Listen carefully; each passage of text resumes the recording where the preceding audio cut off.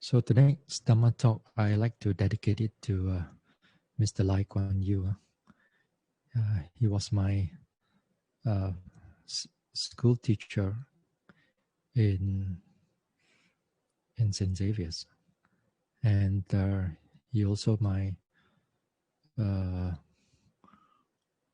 Dhamma teacher when I was in a teenager. The whole thing that when begin the Dhamma path is that sometimes some of us have a mentor, a guide. So he was my guide when I was that young. But the thing is that in the beginning, I don't really like the Dhamma. Because he was my teacher in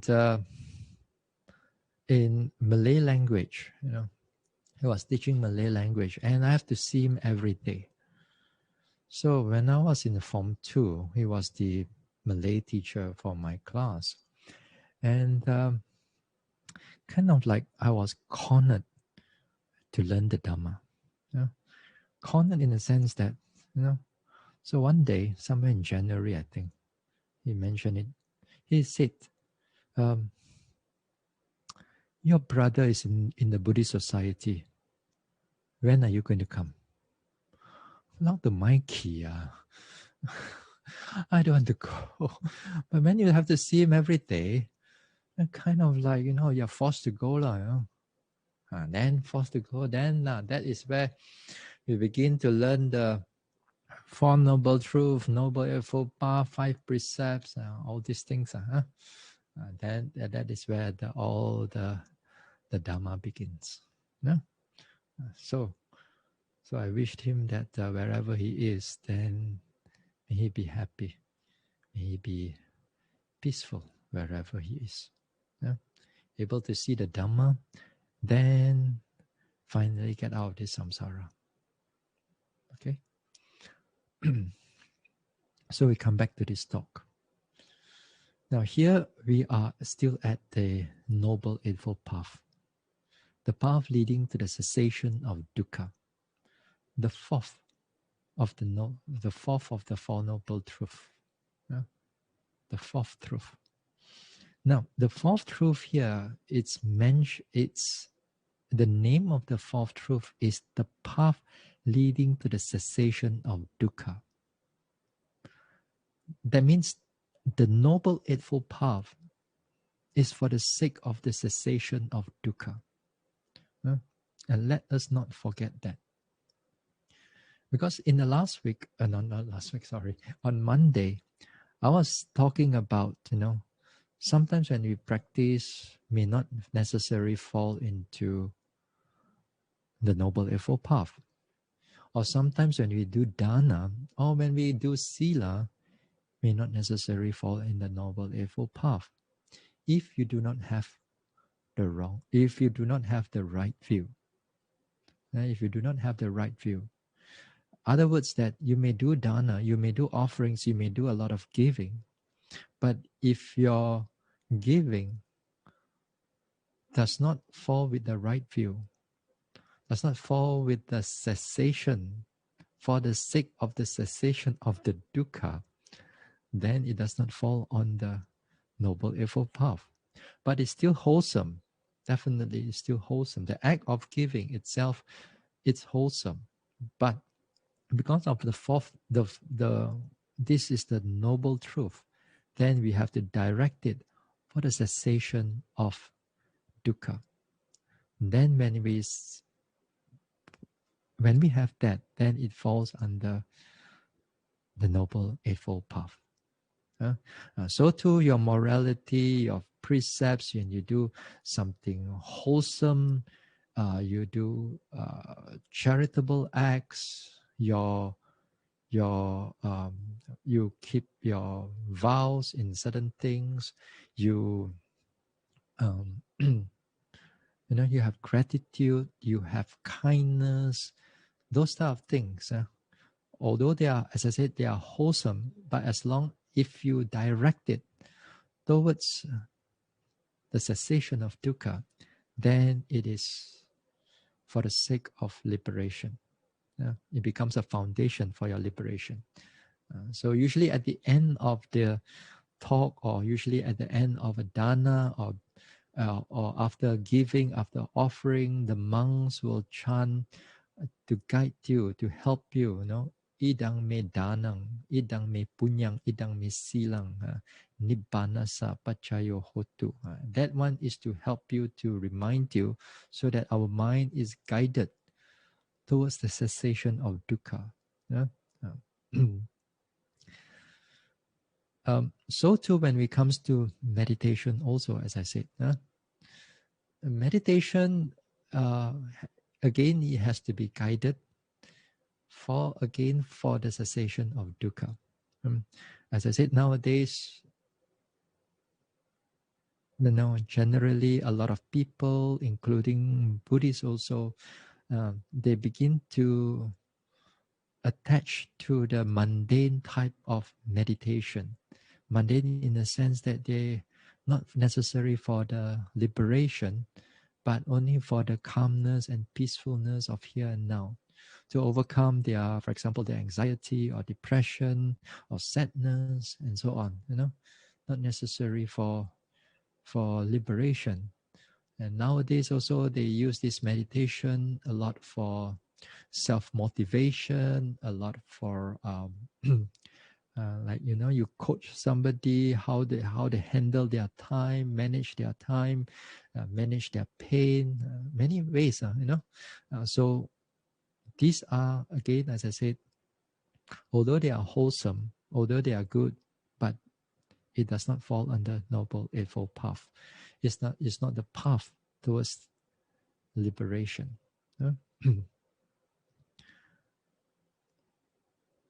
Then some of us may think that,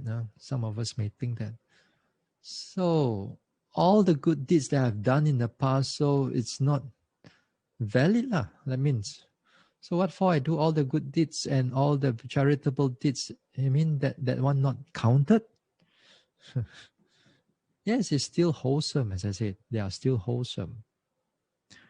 Until one day, let's say, you are convinced, you have that conviction about the teachings of the Buddha, the real proper teachings of the Buddha.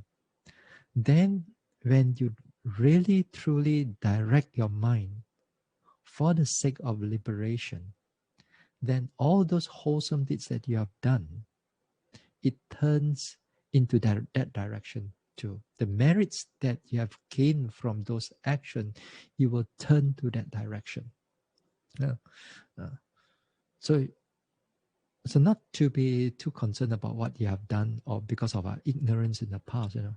It's just that right now, to bring that conviction, to bring that understanding, that faith truly on the teachings of the Buddha, that is very difficult. For a lot of people, you can hear the Dhamma talk again and again. You can go for dana again and again.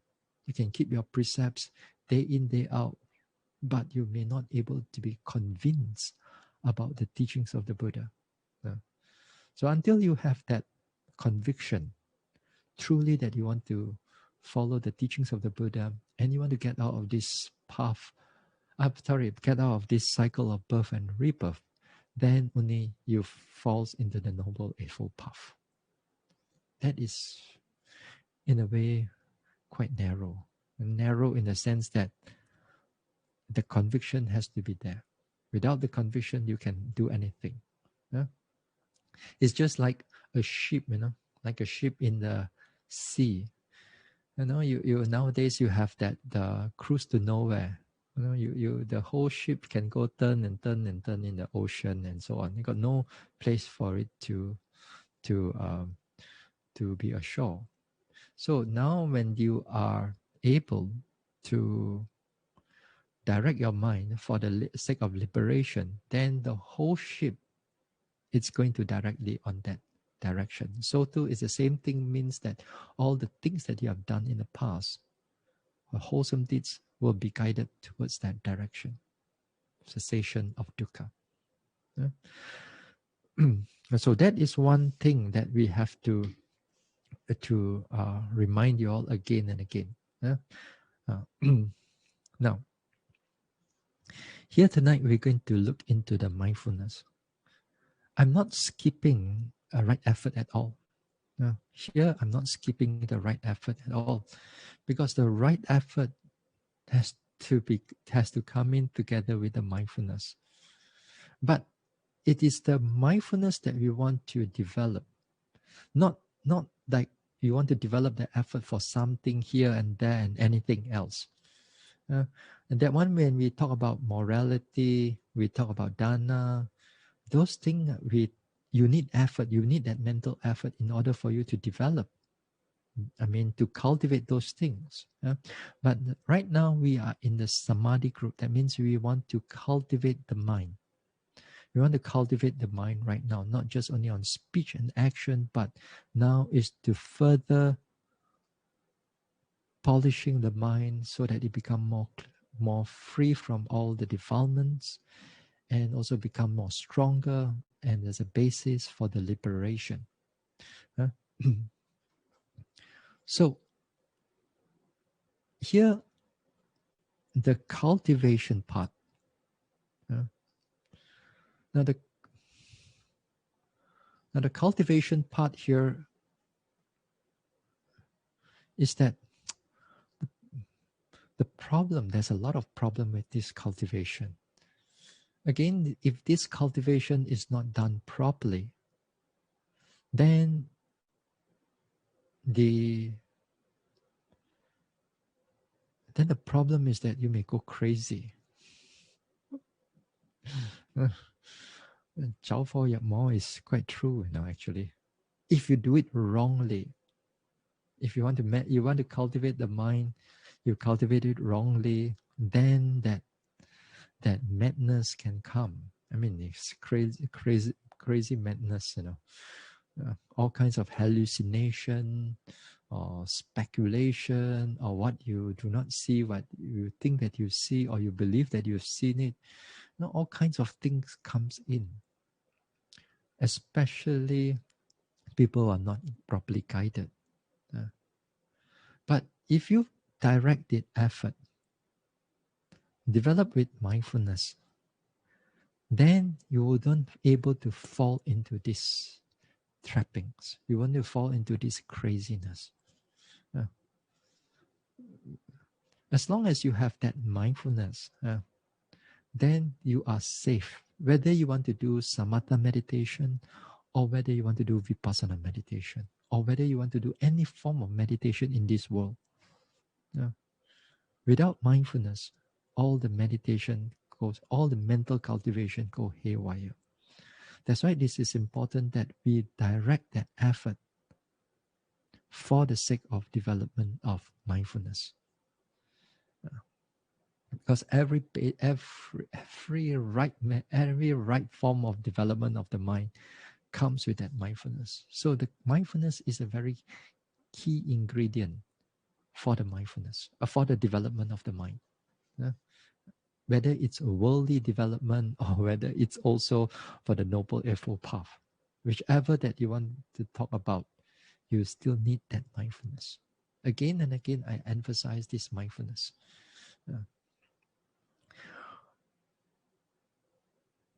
Usually this mindfulness thing, and the cultivation part of it, and the cultivation part of that mindfulness, and also later part on concentration and wisdom and so on. The reason I talk about these things again and again, even during in the retreat and during talks here and there, I mention it again and again because for one important purpose is that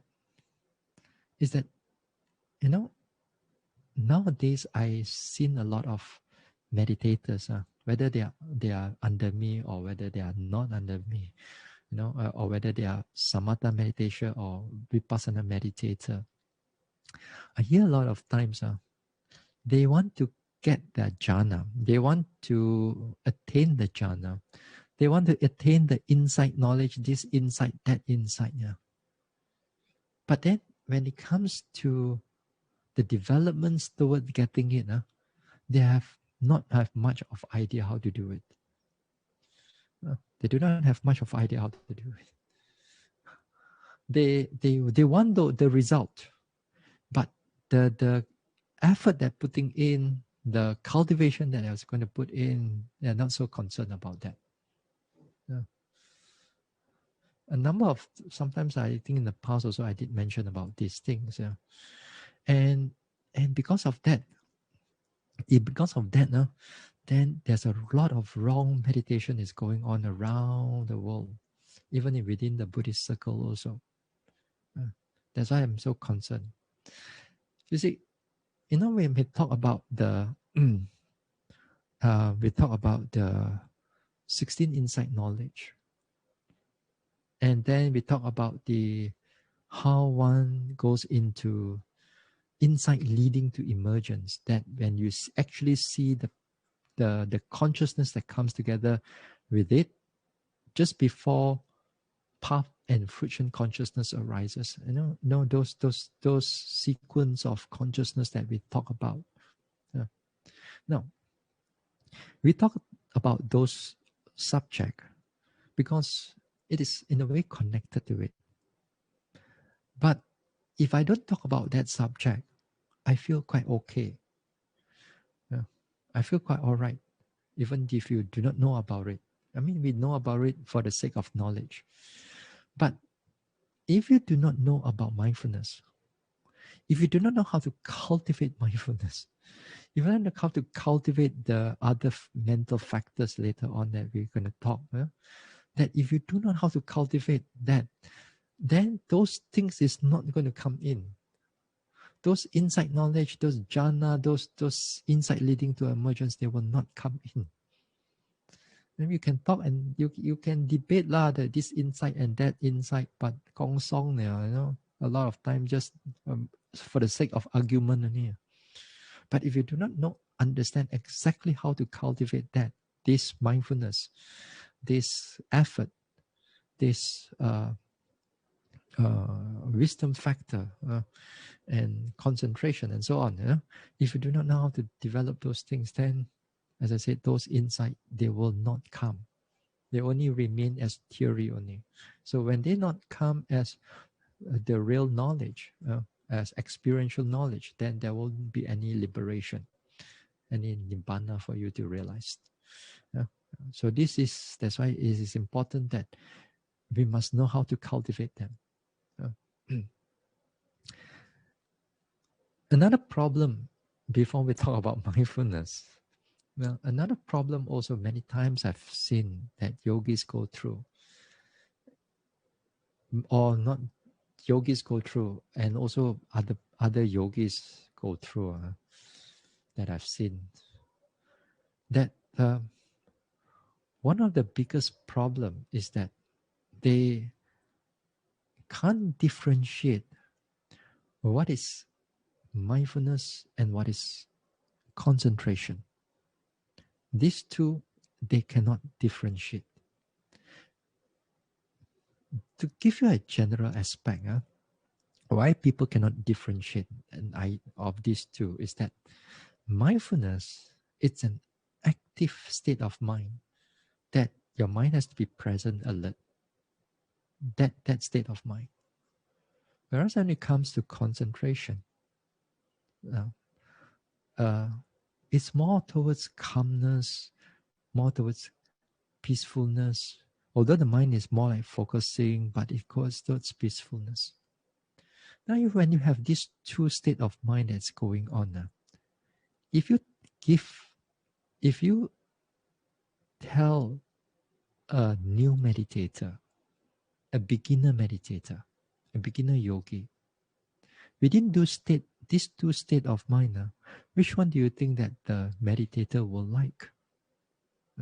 You want the active state of mind, or you want the very calm state of mind? Surely the yogi will think that the calm state of mind is the right one. Because he have no experience about different states of mind. So most of the time, if the yogi is not properly guided, they will fall into this trap.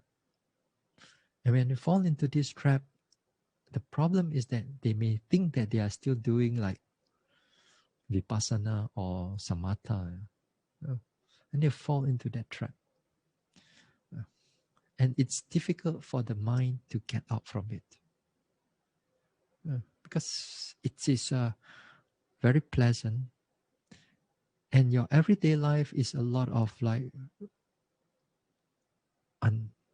a lot of restless mind, a lot of thinking, a lot of planning, a lot of sometimes a lot of tension and stress. And then when you want to meditate, you want to have that calm.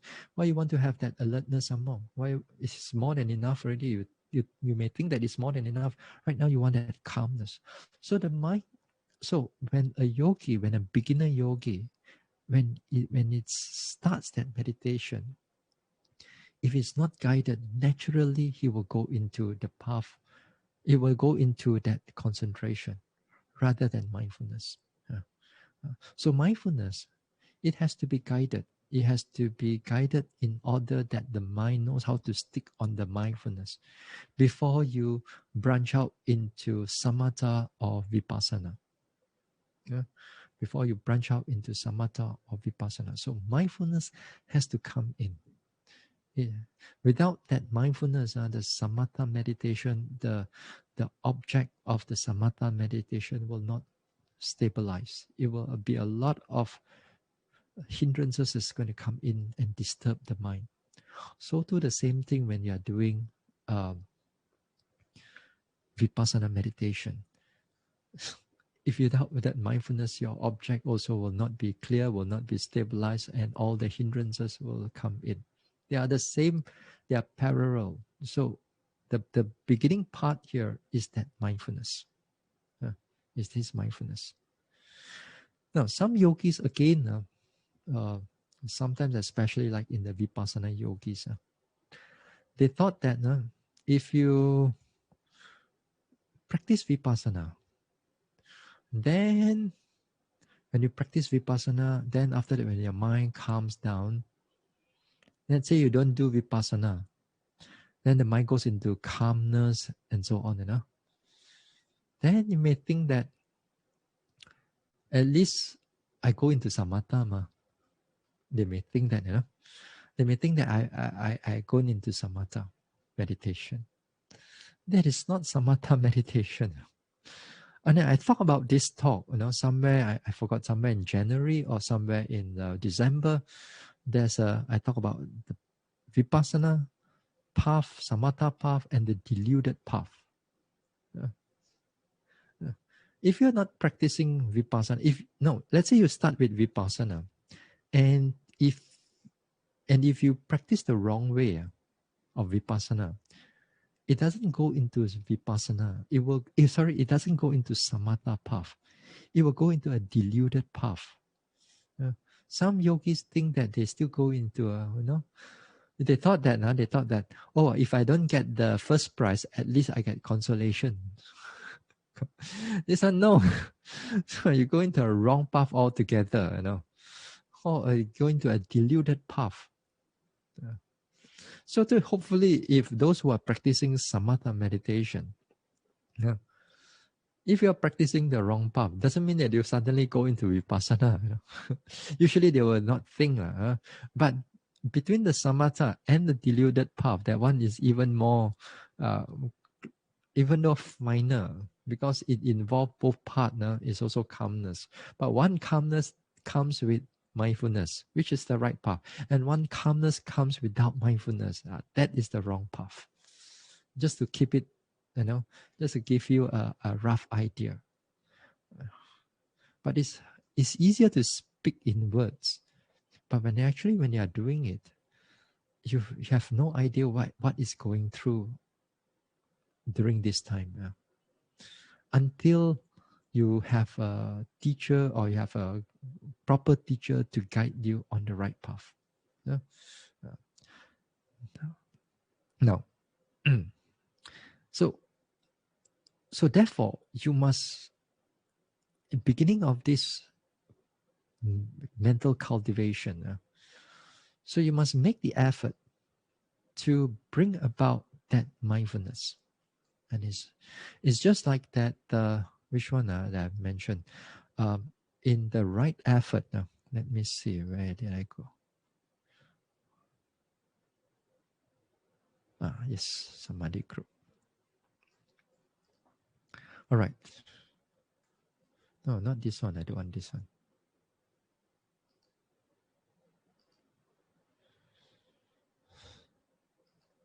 Okay, hold on.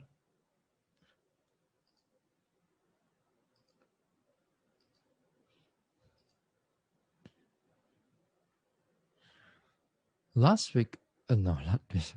Monday, Monday I mentioned that this right effort,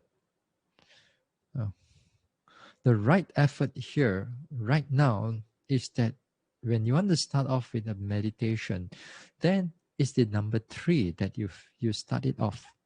The number 3, you start off, you don't have any wholesome mental state right now. And the mindfulness is a wholesome mental state. So you generate the desire for the arising of unarisen, wholesome states of mind. So he makes an effort, arouses energy, applies his mind, and strive. Strive. Strive. This one. It's not so. This is nowadays.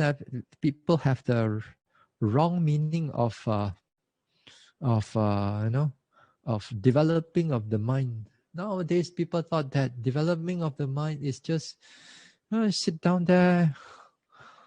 Usually the one that I like to use is you sit down there, you watch the birds passing through, and then you drink a coffee or tea, and then you watch them passing through. Oh, right now I'm in the present. Right now I'm in the.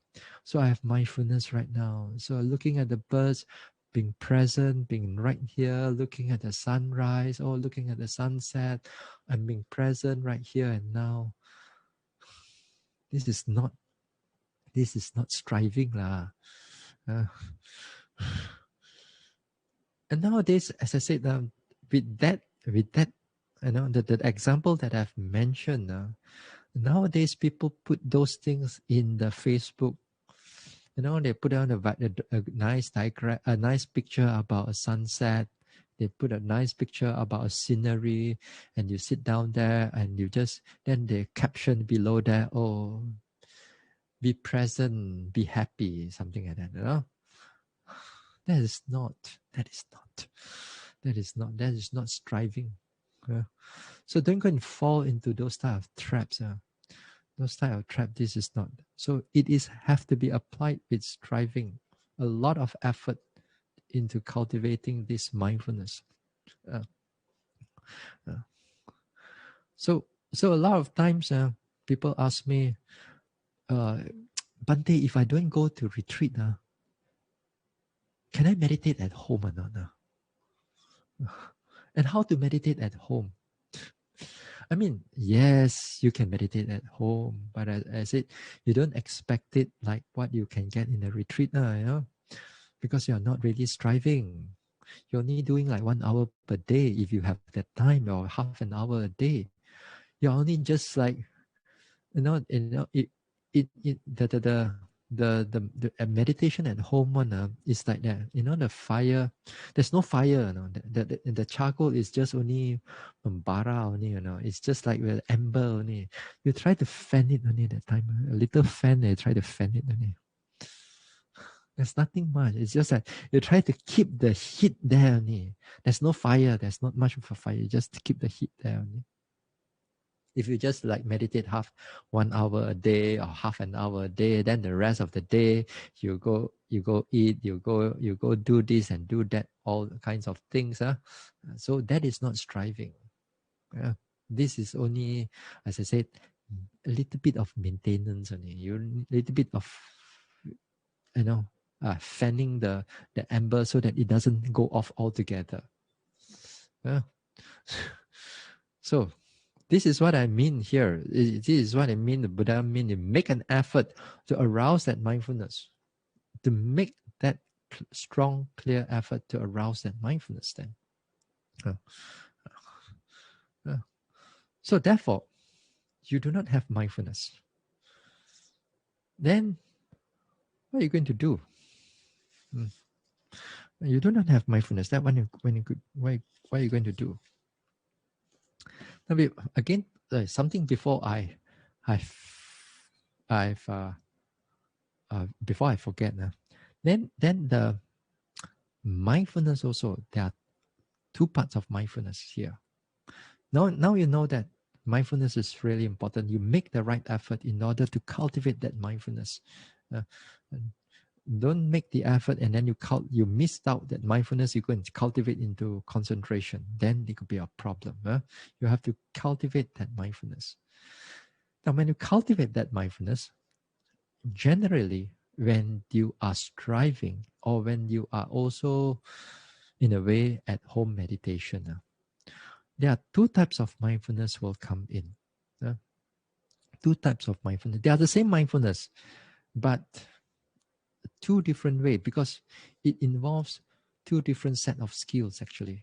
The first one is the development part of the mindfulness. The first one is the development part of the mindfulness. The second one is the maintenance and to make it continuous part of the mindfulness. These two things. And these two things, it involves how you're going to develop the mindfulness, because even when you are in meditation retreat, these two will be really important. Even you are retreat within like 1 year or 2 years inside a meditation retreat, maybe perhaps some of you, maybe one or two of you, maybe you get stuck in the meditation center, you cannot get out of it, and then you have been meditating since 1 year ago, 1 year ago, since we have started lockdown 1 year ago. And then let's say you cannot come out of it, you're still able to meditate that long, let's say. And with that also, you also have these two. You have to know when to arouse that mindfulness and when to sustain that mindfulness and to make it continuous, that mindfulness. So these two is really, really important. And it will help you when it comes into your mental development, whether in the samatha practice or in the vipassana practice, then it will be very, very, it will be very helpful for those development. So, firstly, let us look into the development part first. The arousing part, not just development, but the arousing part. So you must able to cultivate that mindfulness, not much on the calmness and concentration yet. So what can you do in the during at the time when you are at home, or whether you are in a retreat also? Firstly, you have to know the nature of that mindfulness. Then, how you're going to translate that, understanding its nature, its characteristic, and then you put into practice. To understand it, its characteristic, and then the physical effort that comes together with it. Physical effort. That means how you're going to do the walking meditation, the sitting meditation, the other activities, which is not sitting, which is not walking. That means you are eating, whether you are in the toilet, defecating, urinating, and all those things.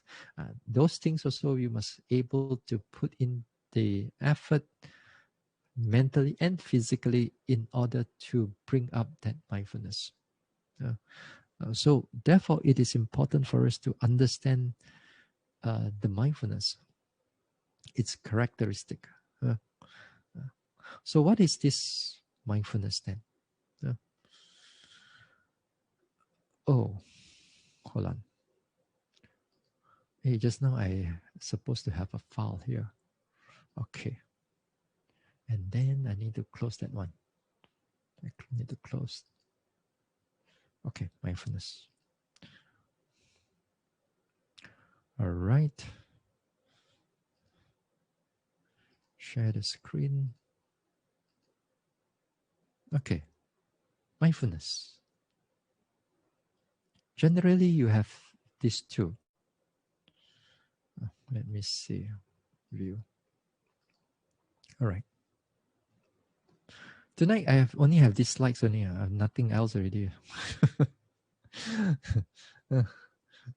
Tonight I just thought I was just talking without putting so much on the slides. Here, mindfulness when we are dealing with the suttas or in the Tipitaka, mindfulness, as the word Pali word as sati, there are two ways how the Buddha used it. Yeah? A lot of times they use it as remembering the past things that is, you're able to remember them clearly. The second one of the sati is the presence of the mind.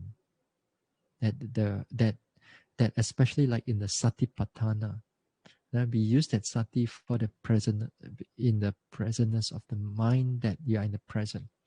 So to like a samatha meditation also, you need that presence of the mind on your samatha object.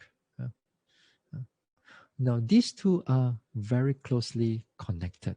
Now if you want to remember something, let's say just a normal trying to remember what the teacher is talking or what you are reading, you have to be mentally have to be present, right? You cannot try to remember something, but your eyes are and your ears are somewhere and your heart is somewhere else. Uh, so you, when you want to remember something, that means your whole attention has to be there in order for in the future that you can able to recall back what the teachers have mentioned. So this is a remembering in the Pali, So it needs the presence of the mind too. But when it comes into the practice itself, when it comes into, like, for example, like satipatthana, then we use the presentness of the mind. We cultivate that presentness of the mind onto a present object, not the past object. In the sense that the present is um, is here and now. Yeah. Then some people says it's remembering the present. So therefore, it's still remembering. Okay, if you want to use it that way, also no problem. It's just a play of words. Some people like to use those things, but I want to make it more clearer. Remembering is try to recall the past, present of the mind, because we want to cultivate that presence of the mind in order for us to see things as they really are, that is happening right now in the present moment.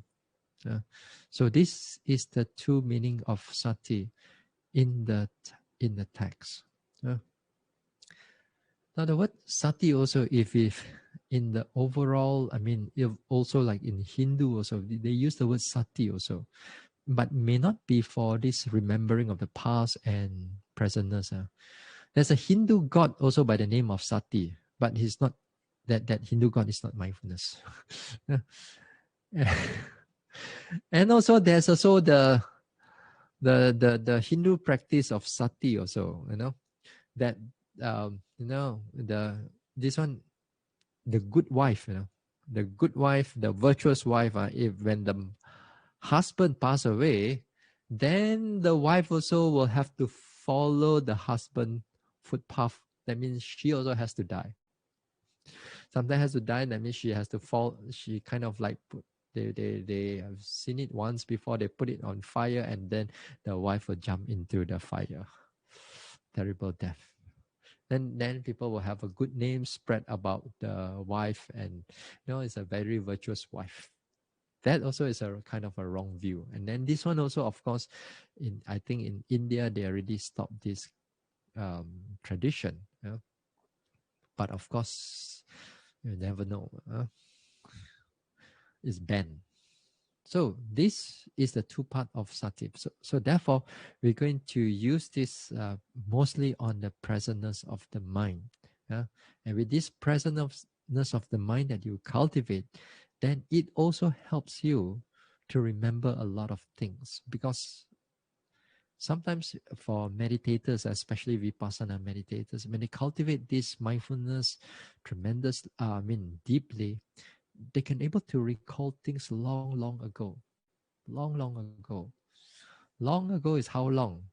Maybe in this life, and maybe there's few here and there yogis can remember even in their past lives too. Real past lives, not just any past life. But we are not going into that part of it. This is just the bonus that comes with development of the mind. It's just a bonus. It's not a purposely you want to cultivate into that area. So these two parts. Now, when you're able to understand that we need to cultivate that presence of the mind, therefore, we have to understand the sati or the mindfulness in that context of presence of the mind. So therefore, the characteristic is that you keep your mind present. You keep your mind present towards the samatha object or towards the vipassana object. If you are towards the samatha object, that means that, for example, if you are doing metta, may I be free from harm and danger, then you have to keep your presence of the mind going through the word. You're going through the word, and then when you keep your mind on it, may I be free from this one. And then don't let the mind goes here and there. Kind of like you are alert of what is going on. But if you are like, may I be free from harm and danger, and you try to focus on it very hard, you try to zoom in and then you try to crush or try to grip onto the words, and then you are going into concentration already. You're not really doing mindfulness anymore, but you are doing into a lot of concentration. But in the beginning part, the presence of the mind is not strong. May I be free from harm and danger. Hey, yesterday what did I do? I was eating this and that. Oh yes, may I be free from, may all beings here be free from suffering. Then only you go into thinking of so many other things before you come back again. So in the beginning part, the presence of mind is very big, but you are cultivating a little bit here and there. Yeah.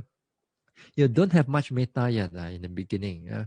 May I be free from harm and danger, but you don't feel yourself to be free from harm and danger.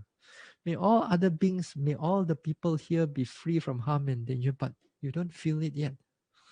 That means your metta is not there yet. But your mindfulness is coming in, slowly coming in, because you are keeping the mind slightly this time on the present. So a little bit there. It may not be strong, but it will go into a lot of thinking. So you pull the mind back again. Then there's a little bit of mindfulness there, but not much of a metta yet. So this is on samatha. But on the vipassana, then that mindfulness onto a object which the Buddha has mentioned, that either it falls under what? Bodily objects, feelings, mind, or the Dhamma objects. So let's say take a simple one, take a vipassana object, take a rising, falling, or in breath, out breath. Or a pain, for example, or itchiness, for example, or a movement of a hand or a finger, for example, also can, no problem. So let's take rising, falling of the stomach, of the abdomen. Now, in the beginning part, when you sit down there, you put your attention on the rising and falling. Yeah? And then with that, you put a little bit of labeling. And the labeling is good. And the labeling is good. Even for samatha also, it's good. In the samatha, that may I be free from harm and danger, that is labeling also. That is also labeling. You put a concept there so that your mind stays there. It will the metta will come in later part, but the labeling is really coming in.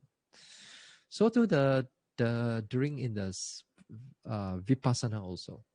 So in the beginning part, the labeling is important to help to direct the mind, so that you can able to touch, the mind can able to touch upon the rising and falling of the abdomen. So when it's rise, as we said, that you label it as rising. So you notice it as rising. When it's fall, you notice it as falling.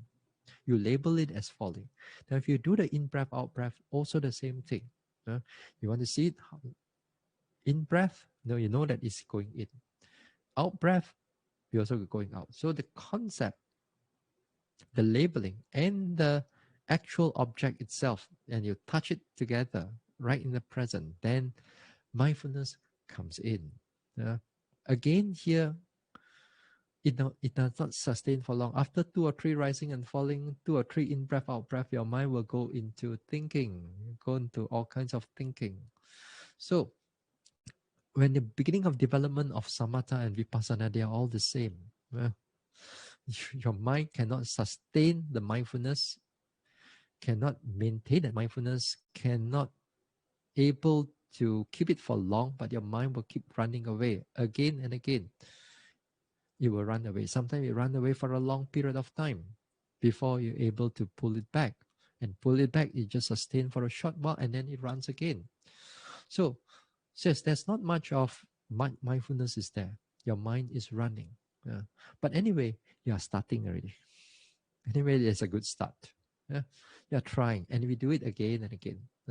We do it again and again until the mindfulness starts to develop, become clearer, become a little bit more continuous, a bit more longer. So this is the part where the mind brings about towards the presence of the mind.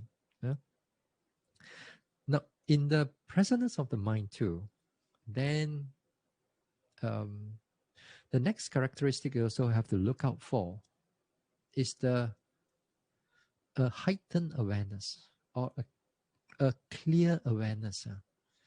Not just a very faded kind of observation, or even the even with the samatha object, it's not faded. It's a clear awareness, a heightened clear awareness in the present state. Now the clear awareness here, it is not obvious in the beginning of the practice. It's not obvious in the beginning of the practice. It comes in a bit slightly later. But you must able to bring the mind towards that clarity. The clarity comes in also when the mind can able to sustain with the in-breath, out-breath a bit longer. Can sustain with the rising and falling a bit longer. Can sustain with the metta a little bit more longer than when you are actually right in the beginning. Here, again, when you take, for example, the rising and falling. Now, when you can able to follow the movement of a rising and falling, you take note of the rising and falling. It comes in for a while, It comes in for a while as you can able to flow with it before your mind goes into thinking. At that short period, that mind becomes more clearer. It becomes more clearer. And that is where the mindfulness also begins to manifest itself for you to see. And the object definitely becomes more distinct for you to see. When it becomes more distinct, that means that some degree of mindfulness becomes better, and the mindfulness becomes more clearer for you. The mindfulness become more clearer, but usually you will not take note of the mind. For a beginner, usually they will not take note so much of the mind, but usually the object usually becomes clearer to you. So the object is clear to you, that means the mind also become clearer to you. So it's okay. So if you're doing samatha meditation, also the same thing. And when you can able to sustain on the, may I be free from harm and danger, may I be peaceful, may I be healthy, may I be happy. If you go through those lines, you can able to sustain the lines a bit more longer, and then that time you can able to visualize that those lines a bit more clearer right now, a bit more clearer than before. So when the lines are a bit more clearer, then that time mindfulness starts to becomes more clearer to you. That means the heightened awareness is slowly coming in together with that present state of mind. So you cultivate these two, especially these two. When your mind becomes able to become stronger, then you see that the objects that you notice too, that you notice in your rising, falling, in breath, out breath, it becomes able to sustain for a longer period of time, and you can able to notice more things that is happening in the rising and falling. Or you're doing the in breath, out breath, also the same thing. You can able to notice the in breath, out breath is happening. More things as is happening in the in breath, out breath. If you are doing the in breath, out breath in the vipassana way, but if you are doing it in the samatha way, then your mind can able to sustain on the in breath, out breath, still able to sustain on the in breath, out breath, and there are less hindrances is coming in. That means the mind can able to hold on to the object a little bit longer. Also for vipassana meditator, when it says that the mind is clear, also it means that the mind can able to move, not just from rising, falling, but it can able to move to the pain, for example, or move to the itchiness. Then you notice those itchiness, the itchiness also become more distinct for you to see. That is to say that you can able not just to see the whole itchiness as itchiness, but you become able to define the itchiness a little bit more. Oh, the itchiness is one patch there. The itchiness have got a lot of sharp, as if like a thorns poking inside there. Then that means that your mind is much more alert than before. So therefore, that quality of that mindfulness becomes clearer to you. The heightened state of mind. You see, mindfulness usually for a beginner, even sometimes for after you've gone through a retreat or two, sometimes you don't even know what is mindfulness again. But you know how to practice. You don't know how to practice. But in theory, sometimes you may not understand it. But still that one is okay. But they know they are doing correct way, because when they describe the rising, falling, they can describe clearly. When they can describe the pain, they can describe it clearly. When they describe the thinking mind, they can describe clearly. But then they still not very sure what is mindfulness. But it's okay, because now you're able to practice, but your theory part may not be so strong. So that one is okay. You still the practice part, it is much more important. The theory part, if later on it becomes more clearer to you. This mindfulness, they will not show you all its characteristic at one go. Over time, if you are meditating, as you develop, the characteristic of mindfulness become more clearer and in certain ways, and it will show you a multiple facet of mindfulness. Not just what you read in the suttas or what just you read in the Abhidhamma or the commentary about what is mindfulness. Although those things are right, but when you are actually in the meditation, it shows you in a multiple facet.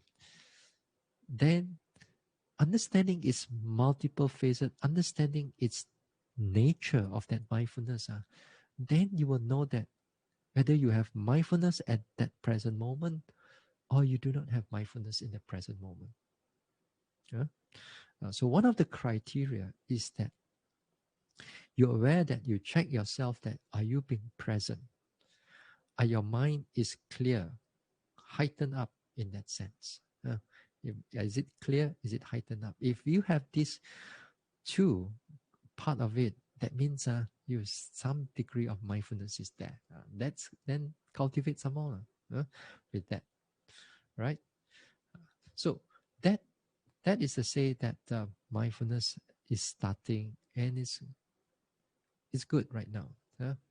But for you to bring into that part area, I suggest even if you are doing samatha meditation and you love that samatha meditation very much, it's okay, no problem.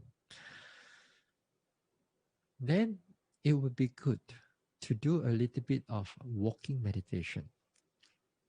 A bit of walking meditation. Whether right now, if you are at home retreat or you are in a full retreat now, make sure you do some walking meditation. Walking meditation is a very good source for mindfulness to arise. Sometimes we neglect a lot of walking meditation and a lot of times our sitting is not effective. It's not productive also in fact that a lot of times because of not walking meditation, what will happen to your meditation, your sitting meditation, is that you will sleep. You will mostly within 5 minutes your mind will go blank. Your mind will go into not hallucination, but you'll go into a lot of thinking, all kinds of work and all kinds of things. So if you have a space at your home, if you have a space at your home, now before you do your samatha meditation or vipassana meditation, do a bit of walking meditation and take it a bit more seriously this time. How do you just give you a simple example of how we can able to do walking meditation in the samatha practice.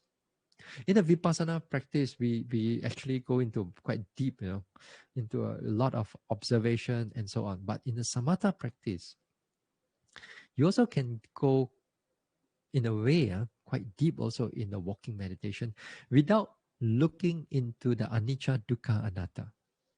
If you begin to see into anicca, dukkha, anatta, that means you are into vipassana already.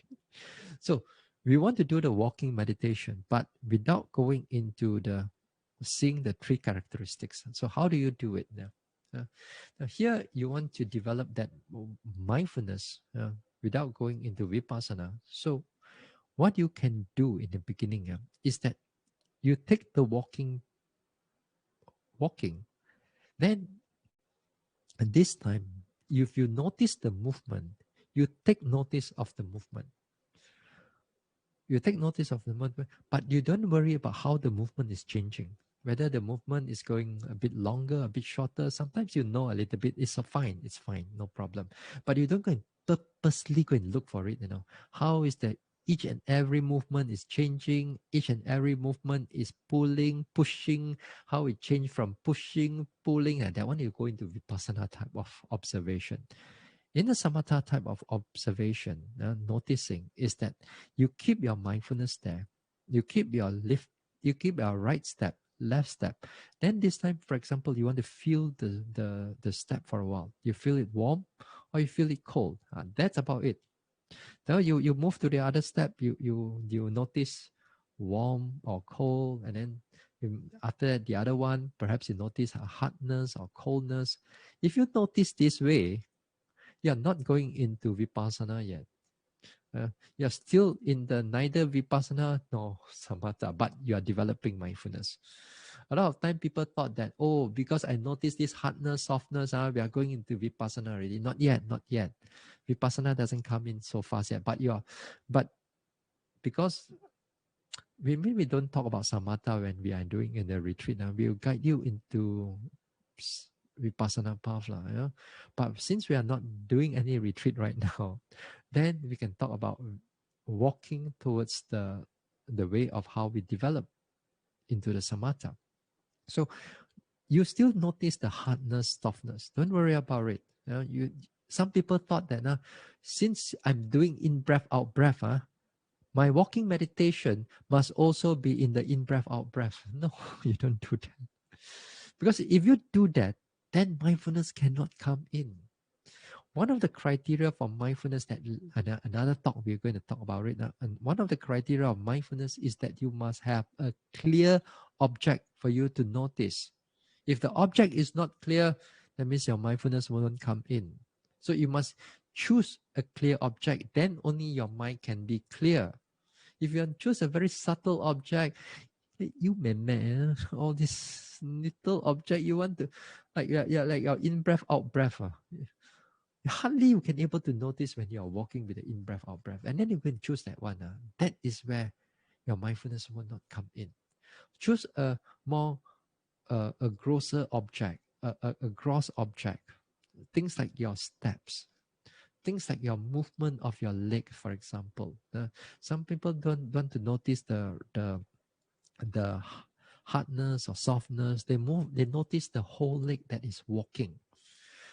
That means from the thigh onwards all the way to the calf, to the ankle, as if you notice the whole leg. That means the knees are moving, the thighs are moving, the calf is moving. You notice this movement.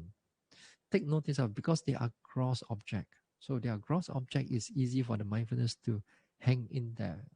So if you can able to do that at your own home or during this time, just do it for 10 minutes, 15 minutes or so. Then only you go into your sitting meditation. Then that time you cultivate a lot of mindfulness. A lot of mindfulness. At least when you're doing sitting, you're not so sleepy. Yeah? So this part here is important. Even with that, sometimes, even for samatha meditator also, you can actually slow down the movement also when the mindfulness picks up during in the walking meditation. As if like when you are doing a vipassana meditation.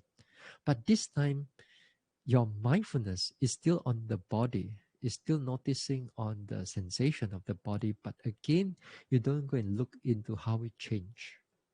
You don't look at how they change. You just notice it, how the again a lifting, a slower movement, that you can able to notice. Then you keep that slow movement, a comfortable pace, that your mindfulness, that your alertness is there. Then when you go into the sitting meditation, then gently, softly, slowly you go into the sitting meditation, and then after that you put it into your, may I be free from harm and danger. May I be. At that time you see that your mind can able to flow with it. Very easier. Sometimes people thought that since you are doing metta meditation, so the walking meditation also must be doing metta.